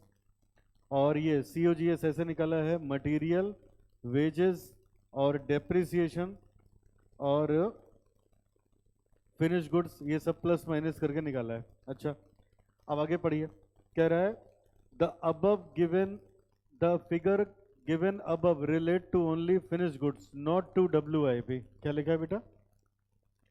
जो ऊपर फिगर्स दे रखी हैं वो किससे कनेक्टेड हैं, किससे नहीं कनेक्टेड हैं? अब ध्यान से सुनना, ये तो एक लाइन लिख के फुर्सत कर लेता है, अब हमारे लिए वो सिर दर्द हो जाता है, ठीक है। अब ये देखो, अब इसका मतलब क्या है, इसमें ये जानकारी किससे रिलेटेड है? क्या नहीं है इसमें? WIP नहीं है, WIP की जानकारी ही नहीं है। तो अब सुनो बेटा, अगर मान लो कहीं मटेरियल लिखा है तो ये 84,000 का मटेरियल खाली फिनिश गुड्स वाला होगा, बोलो, जबकि खरीद के फिनिश गुड्स वाला भी आया होगा। और अब समझ में, हर एक चीज में एक लाइन लिख के उसने बढ़ा दिया। जो जो मजदूरी दी है ये किसकी होगी? केवल, जबकि जो WIP हुआ है उस पर भी कुछ तो गई होगी, तो टोटल उतना आएगा। बात समझ में आ गई? हर एक खर्चा किससे रिलेटेड है, तो हमें अलग से किसका निकालना पड़ेगा? WIP का। समझ में आ रहा है? खर्च तो सब किया होगा ना, पेमेंट तो सबकी करी होगी, लेकिन परेशान करने के लिए हम लोग को एक ये लाइन लिख दी। चलो ठीक है आगे बढ़ो। Goods equal to 15% of the year production will be in process. लो, कह रहे हैं साल भर में जितनी यूनिट बनाते हैं उसका 15% प्रोडक्शन में रहता है, तो WIP कितना हो गया? 15% ऑफ टोटल। अब बताओ, तुम लोग को पढ़ा है WIP किससे किससे मिलकर बनता है? Number 1 material, number 2 labour, number 3 overhead. Generally material 100% होता है, लेबर ओवरहेड 50-50, या कुछ और होगा तो दिया होगा। आगे पढ़ो, अब ये लिखा है on average requiring full material. Full material का मतलब मटेरियल 100%, बट ओनली 40% अदर, तो मतलब लेबर और ओवरहेड कितना है? 40%। ठीक है आगे पढ़िए नेक्स्ट। अब कह रहा है बेटा the company believes in keeping material equals to 2 month consumption. कह रहे हैं कंपनी बिलीव करती है, एक काम ना करें, चलो पहले यही निकाल ही डालते हैं WIP, क्योंकि बिना इसके सब होगा गड़बड़। आ जाओ नीचे वर्किंग नोट में। अब बेटा देखो 2/3 पेज लगभग लग जाएगा करंट एसेट लिखने में, लाइबिलिटी में तो कुछ खास नहीं है, 4-5 लाइन में लाइबिलिटी हो जाएगी, उसी हिसाब से जगह छोड़ दो। 2/3 पेज लगभग लग जाएगा एसेट में, बाकी लाइबिलिटी में। अब आ जाओ नीचे वर्किंग नोट में।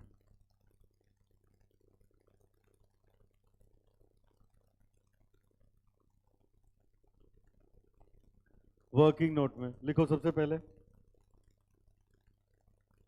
Calculation of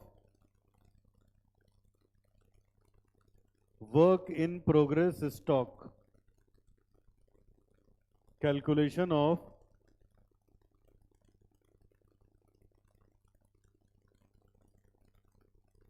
work in progress stock.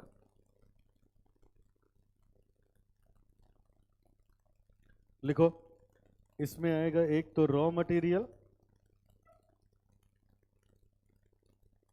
दूसरा आएगा वेजेस, एक आएगा रॉ मटेरियल, दूसरा आएगा वेजेस, और क्या आएगा बेटा? ओवरहेड। लेकिन वेजेस के साथ ही ओवरहेड शायद इसमें दिया हुआ है। ये देखो, वेजेस और मैन्युफैक्चरिंग खर्चे एक ही में दिए हैं ना, और ओवरहेड है ही नहीं। ये पढ़ लो, पूरा सवाल आपके सामने है। Sale, COGS, gross profit, overhead है तो कौन था? एडमिनिस्ट्रेशन और सेलिंग वाला है। और डब्ल्यूआईपी के लिए कौन सा चाहिए होता है? फैक्ट्री वाला। कौन सा चाहिए? कैसे पता चलता है? कंसेप्ट नंबर 10 से, जो अभी कॉस्ट शीट बनाई है उसी से पता चल जाता है। ये देखो इधर, सब बच्चे देखो, इसी से पता चल जाता है। जरा बताओ, ये डब्ल्यूआईपी जोड़े हो, डब्ल्यूआईपी घटाए हो, इससे पहले क्या आया है? मटेरियल, लेबर, डायरेक्ट खर्चे और फैक्ट्री ओवरहेड। समझ आए? तो डब्ल्यूआईपी पे केवल क्या आएगा? Factory overhead. अच्छा, अब आ जाओ अपने मेन क्वेश्चन पे। चलो यहाँ हो। अब पहले लिखते हैं मटेरियल।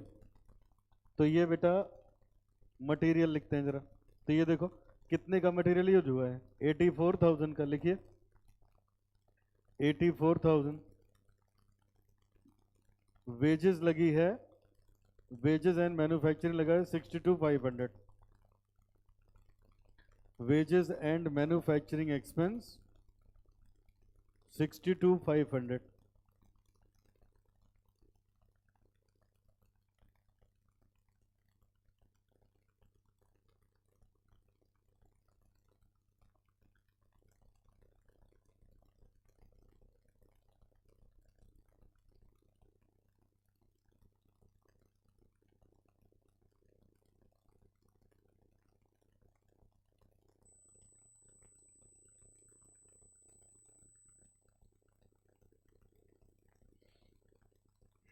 ठीक है बेटा, इधर देखो, सब बच्चे सामने देखो, बताओ ये क्या लिखा है? ये वाली लाइन का मुझे मतलब समझाओ, क्या लिखा है? Goods equal to 15% of the total year production will be in process. क्या इसका मतलब हुआ? साल भर में जितना प्रोडक्शन हम करते हैं उसका 15% क्या होता है? तो अच्छा, डब्ल्यूआईपी होता है। तो ये बताओ, साल भर में अगर इतने का मटेरियल यूज किए हो तो इसका 15% डब्ल्यूआईपी होगा। साल भर में इतनी मजदूरी दिए हो तो उसका 15% क्या होगा?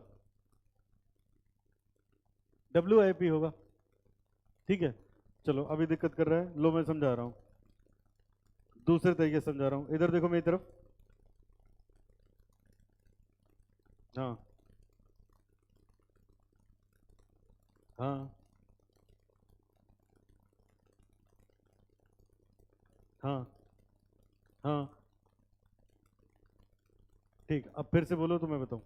फिर से बोलो, जो पूछ रहे हो उसी में खुद ही आंसर भी बता रहे हो। हाँ बोलो। ये जो इन्फॉर्मेशन दी है ये फिनिश गुड्स की है। अब रुक जाओ यहीं पे। इसका मतलब ये जो 84,000 का मटेरियल लगा है ये फिनिश गुड्स का है। ठीक है, अब बताओ इसमें डब्ल्यूआईपी तब आएगा, तो जब निकालेंगे तभी तो ऐड करेंगे। ठीक है, अब सुनो तो यहीं पे, ये खाली फिनिश गुड्स का है, इसमें डब्ल्यूआईपी है कि नहीं है? नहीं है, तो डब्ल्यूआईपी जब निकालोगे, जोड़ोगे, तब टोटल पता चलेगा। बोलो बेटा, तब टोटल पता चलेगा। तो ये बताओ, ये फिनिश गुड्स का है, और ये क्या बोल रहा है? ये वाली लाइन देखो, goods equal to 15% of years production. क्या लिखा है? 15% ऑफ ईयर्स। सब सवाल में ही लिखा होता है, क्वेश्चन में ही आंसर है, ये बात ध्यान रखो। 15% ऑफ ईयर्स प्रोडक्शन किसका होता है? डब्ल्यूआईपी का, रॉ मटेरियल का, कि फिनिश गुड्स का? तो उसने खुद ही बता दिया ना, फिनिश गुड्स का 15%। समझ आए? अब 84,000 का मटेरियल लगा है फिनिश गुड्स में, तो उसका 15% किस में लगा होगा? WIP में, जिसकी 100% पेमेंट हो चुकी है।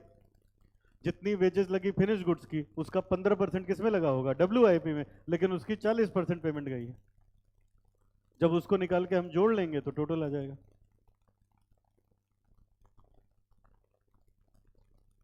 चलो अब इस पे तो कर दोगे 100% और इस पे कर दो 40%। देखो कितना आ रहा है,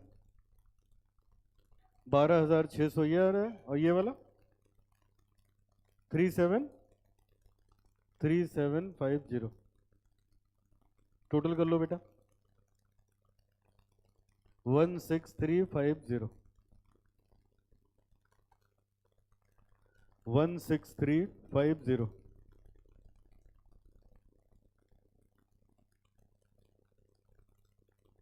ठीक है, आ गया 16350।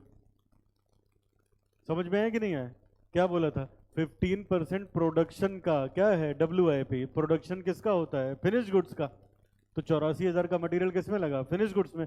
तो उसका 15% किस में लगा होगा? WIP में। इसका मतलब खरीद क्या होगा? 96,600 का। 84 वो, 12,600 ये। खाली मटेरियल की बात करो, बोलो। वो बात घुमा घुमा के दी जा रही सवाल में, है ना? अब देखो WIP मिल गया, तो यहाँ मेन स्टेटमेंट में एक लाइन रॉ मटेरियल के लिए छोड़ के यहाँ लिख सकते हैं stock of WIP। Working note number 1, 16 कितना बताया अभी? 350।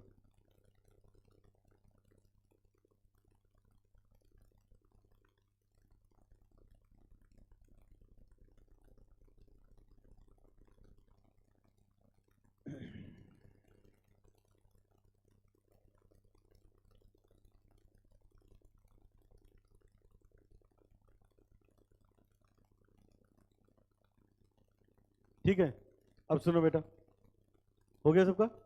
अब इधर देखो जरा। अब एक काम करें, अगर हम लोग कॉस्ट शीट बना लें तो बड़ा अच्छा रहेगा। क्यों? हर चीज में इसको ले जाके जोड़ना है ना। बताओ, जो मटेरियल दिया है वो पूरा नहीं दिया है ना क्वेश्चन में। किसका दिया है? फिनिश गुड्स का। तो अब सब कुछ निकालने में गड़बड़ करेगा। तो आओ यहाँ पे निकाल लो कॉस्ट शीट। यहाँ यहाँ बनाने जा रहे हैं हम लोग कॉस्ट शीट। एक बार उसको बना लो तो सारी की सारी इंफॉर्मेशन एक जगह हो जाती है, फिर क्वेश्चन इजी लगने लगता है। अब बताओ, कॉस्ट शीट में सबसे पहले क्या आता है? सबसे पहले आता है ओपनिंग स्टॉक रॉ मटेरियल। एक मिनट इधर देखो, पहले आता है ओपनिंग स्टॉक। बेटा इसमें ओपनिंग है ही नहीं, सीधा दे दिया ना मटेरियल यूज।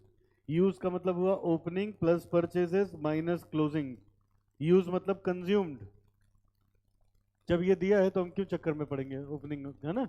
तो डायरेक्ट लिखो रॉ मटेरियल कंज्यूम्ड,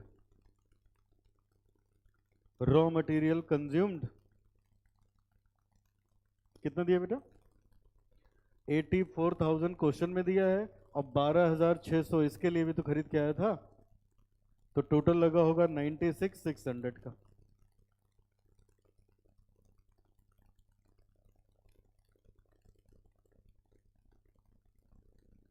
आगे डायरेक्ट वेजेस। डायरेक्ट वेजेस नहीं, जिस लैंग्वेज में वो लिखा है वैसे। Wages and manufacturing expense. बेटा क्वेश्चन में दिया है 62,500 का, लेकिन इसमें WIP वाला नहीं जुड़ा होगा। 3750, 6 5 नहीं, कुछ हो रहा है। 66250। इसको ऐड करने पे आ गई प्राइम कॉस्ट, और कुछ दिया ही नहीं है prime cost.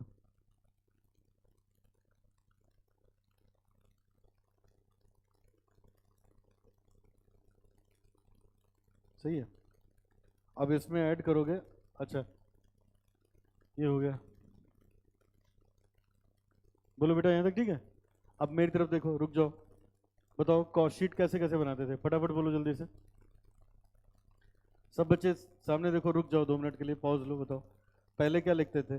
Direct material consumed. अगर दिया है तो वेल एंड गुड, नहीं दिया है तो opening plus purchases minus closing. फिर क्या आता था बोलो? वेजेस। दिया है, फिर क्या आता था?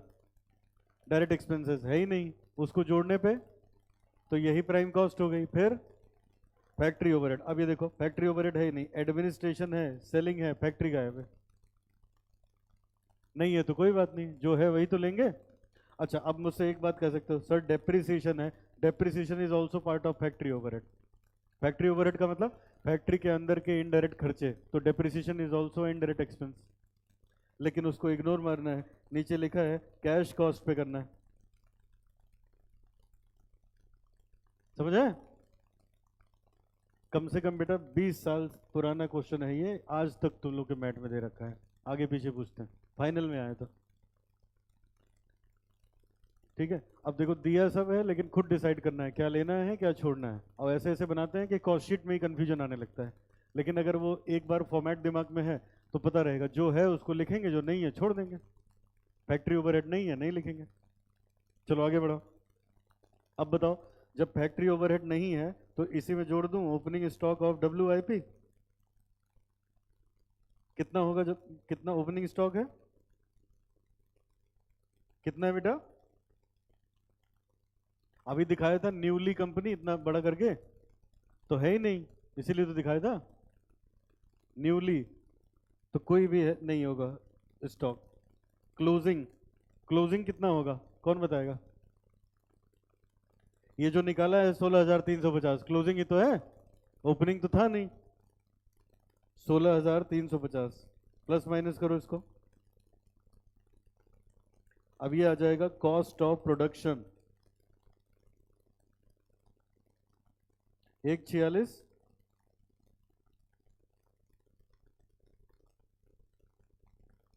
चलो अब इसमें जोड़ दो बेटा एडमिनिस्ट्रेशन, क्योंकि फिनिश्ड गुड्स का ओपनिंग क्लोजिंग नहीं दिया है, किसी चीज का ओपनिंग क्लोजिंग नहीं है। तो अब इसमें जोड़ेंगे हम लोग पहले एडमिनिस्ट्रेशन, और वैसे भी यहाँ ऐड होता भी नहीं, एडमिनिस्ट्रेशन के बाद ही ऐड होता है। एडमिनिस्ट्रेशन देखो कितना दिया है क्वेश्चन में, 14,000।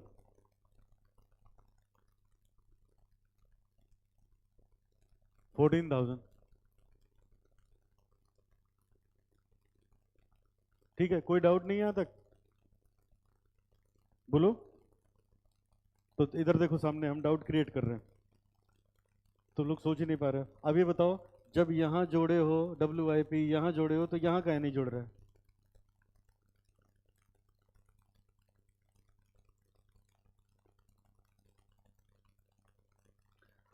अब उसका आंसर सुनो, WIP फैक्ट्री में बन जाता है, ऑफिस में थोड़े ना बनता है, उसमें ऑफिस एक्सपेंस आता ही नहीं। समझे? ना ऑफिस आएगा ना सेलिंग आएगा, बात समझ में आई? WIP हमेशा किस पे वैल्यू होता है, कॉस्ट ऑफ प्रोडक्शन पे, तो उसी में तो जोड़ा जाएगा, ऑफिस वाला तो वैसे ही रहेगा। चलो आगे बढ़ो,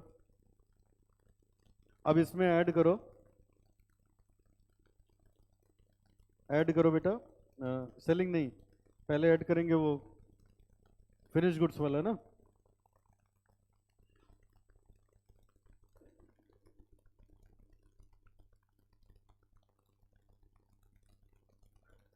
बेटा यही सब प्रॉब्लम है ना, इधर देखो, इसीलिए कहता हूँ रिवीजन बहुत जरूरी है। अब 2 मिनट एकदम ध्यान से देखो, सब कुछ आता है कि बस हमें उसका ट्रीटमेंट नहीं आता, इसीलिए सब नंबर कट जाते हैं। अब इधर देखो सामने, रुक के एकदम देखो, ओपनिंग, परचेजेस, क्लोजिंग से आ गया consumed, direct wages, direct expenses, prime cost, factory overhead, factory cost, opening WIP, closing WIP, ये आ गया। अब ये बताओ, इसी के बाद तो फिनिश गुड्स का ओपनिंग क्लोजिंग हो जाता है। उसके बाद क्या लेते हो, एडमिनिस्ट्रेशन, उसके बाद क्या लेते हो, फिर आ गया cost of sale, profit of sale, यहाँ तक ठीक है।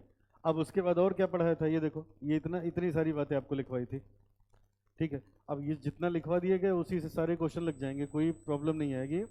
ये देखो, यहाँ देखो, in most of the question, ये है कहानी। देखो एडमिनिस्ट्रेशन पे 4-5 पॉइंट लिखाए थे, administration expenses are taken at part of cost of production. Administration को प्रोडक्शन का पार्ट लेना है, कब?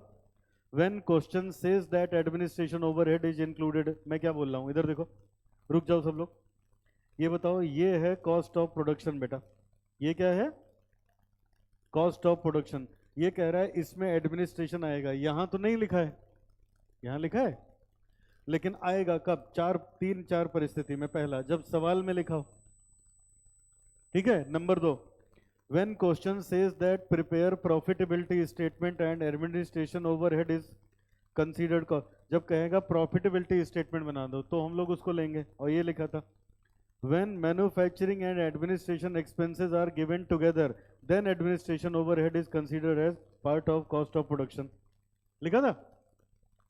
और बेटा manufacturing expense are part of cost of production, part of cost of production. अब देखो यहाँ पे, तो जो ये हम लोग क्वेश्चन लगा रहे हैं, ये जो हम लोग क्वेश्चन लगा रहे हैं बेटा, ये जो क्वेश्चन हम लोग कर रहे हैं,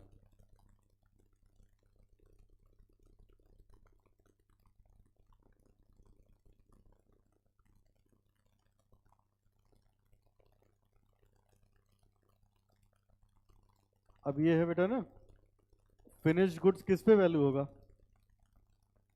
कॉस्ट ऑफ गुड्स प्रोड्यूस्ड पे होगा। चलो देखो मैं क्या बताना चाह रहा हूँ, मैं कहना चाह रहा हूँ, आप लिखिए जरा, एडमिनिस्ट्रेशन ऐड किया, अब इसके बाद ऐड करो जरा इसी में opening stock of finished goods, less करो closing stock of finished goods,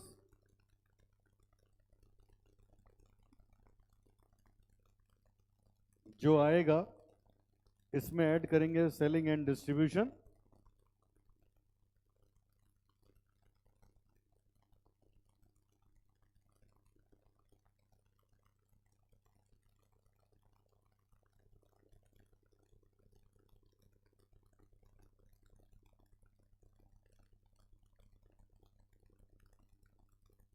चलो फिनिश गुड्स का ओपनिंग स्टॉक होगा नहीं, ओपनिंग होगा नहीं, क्लोजिंग निकालना होगा। और ये जरा क्लोजिंग देख लो एक बार,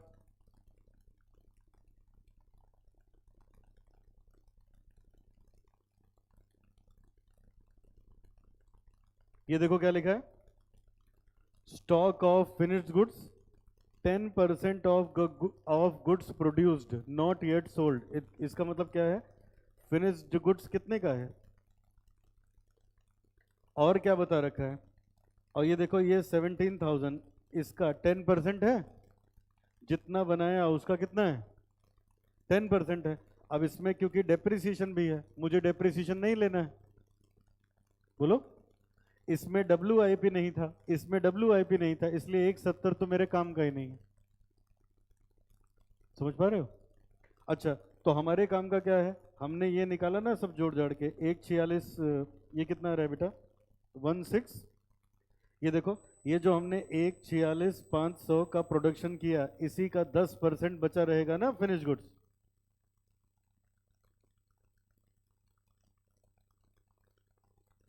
वन 4650, और जो आएगा इसमें ऐड करोगे सेलिंग एंड डिस्ट्रीब्यूशन,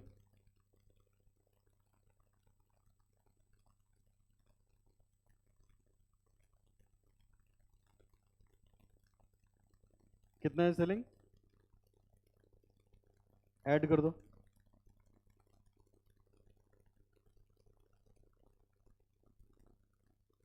158,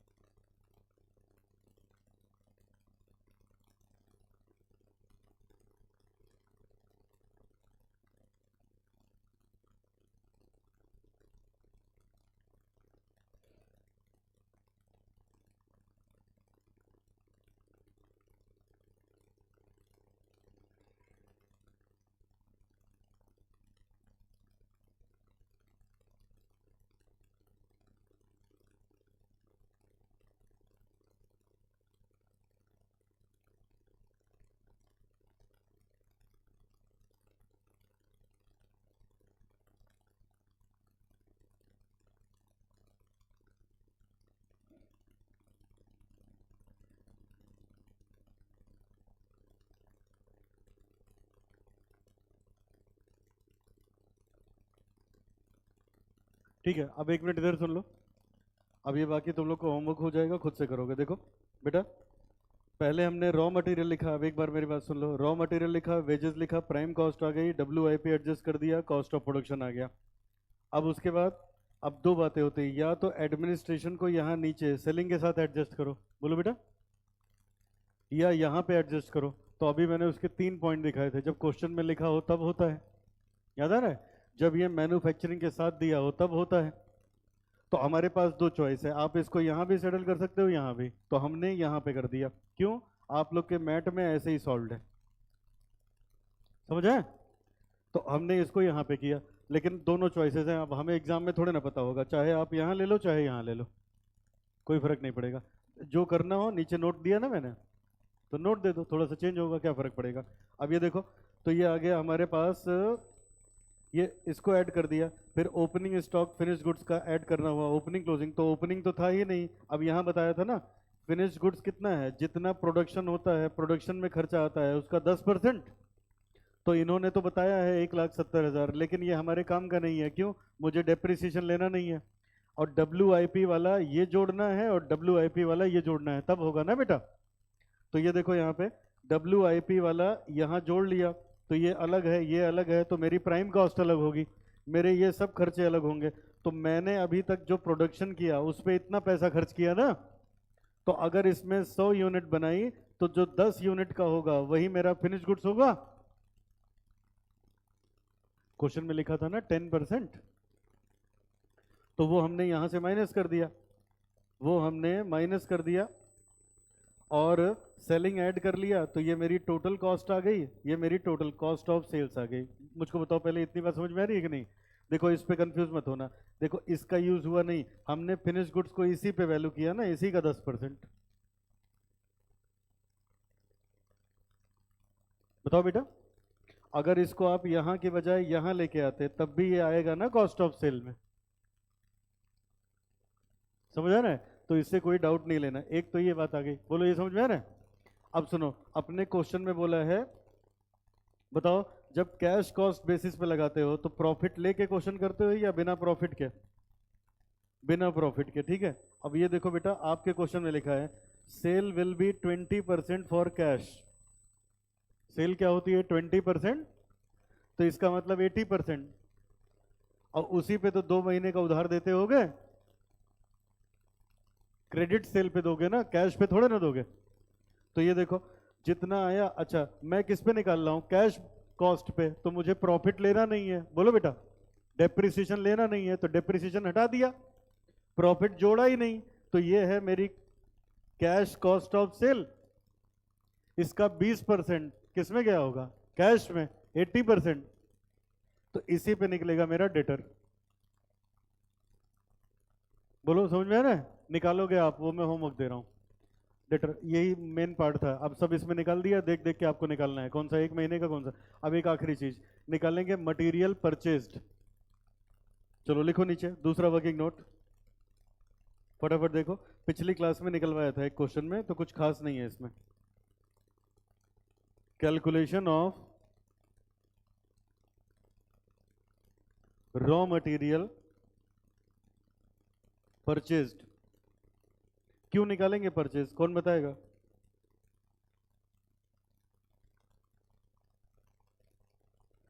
क्योंकि हमें क्रेडिटर निकालना है, क्रेडिटर फॉर मटेरियल निकालना है। तो क्रेडिटर के लिए क्या देखोगे कि 12 महीने में इतने का खरीदा तो 2 महीने का उधार देते हैं, या 2.5 महीने जो भी दिया होगा, उसके लिए क्या चाहिए? क्रेडिटर किस पे निकलेगा? परचेज पे निकलेगा ना। अच्छा आप बताओ परचेज कैसे निकले, सब बच्चे इधर देखो, बताओ रॉ मटेरियल कंज्यूम्ड कैसे आता है? Opening stock plus minus closing stock. Opening तो है नहीं, परचेज मुझे निकालना है, ठीक है। अगर क्लोजिंग लिख दें तो बात बन जाएगी। अच्छा अब इधर देखो एक मिनट, देखो कंज्यूम्ड हम लोग निकाल चुके हैं बेटा, कोई बताएगा कंज्यूम्ड कितना? हाँ 96,600, ठीक है। रही बात क्लोजिंग की, रही बात क्लोजिंग की, तो क्लोजिंग देख लो जरा, क्लोजिंग देख लो, 1 मिनट इधर देख लो बेटा, क्लोजिंग निकाल दें। क्लोजिंग कहीं लिखा था इसमें, ये company believes in keeping material equals to 2 month consumption in stock. बेटा सब लोग ध्यान दो, क्या लिखा है? Company believes in keeping material, company believe करती है मटेरियल रखने में, इक्वल टू बराबर किसके? 2 month, 2 month। ये क्या लिखा है? कंजम्पशन मतलब कंज्यूम्ड, कंजम्पशन मतलब कंज्यूम्ड कितना है? 96,600। बात समझ में आ रही है? कंज्यूम्ड कितना है? 96,600 है ना। तो अब ये देखो यहाँ पे, यहाँ हम ऐसे लिख सकते हैं 96,600, अगर ये देखो इधर भी 96,600, अगर ये 12 महीने का है, कितने दिन का था बेटा? 2 महीने का। अब ये जो आएगा ये क्लोजिंग हो जाएगा, यहां से निकल जाएगी परचेज 96,600 प्लस 96600 अपॉन 12 इंटू 2, देखो कितना आएगा? हाँ बेटा 16,100।